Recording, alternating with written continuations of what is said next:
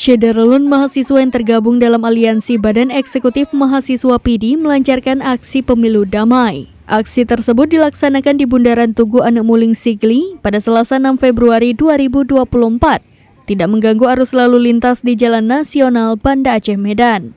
Dalam aksi pemilu damai, mahasiswa terdiri dari Universitas Jabal Ghafur Sigli, Himpunan Mahasiswa Program Hukum Keluarga Islam Al-Hilal Sigli, Stikes Jabal Ghafur Sigli, dan Stikes Medika Nurul Islam membentang dua spanduk di lampu merah.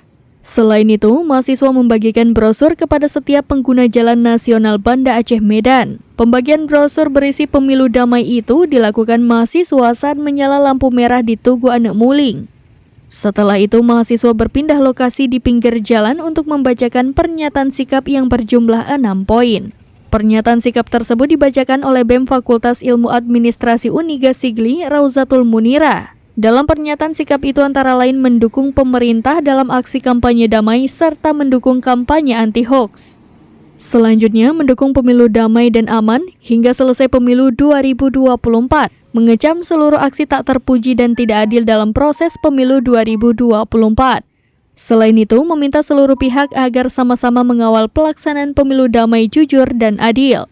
Usai membacakan pernyataan pemilu damai, mahasiswa membubarkan diri. Sampai selesai proses pemilu 2024.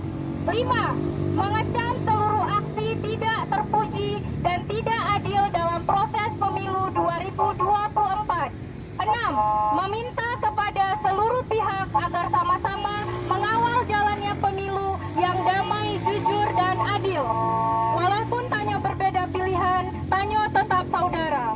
Dari PIDI, Muhammad Nazar, serambinews.com. Download Tribun X sekarang, menghadirkan lokal menjadi Indonesia.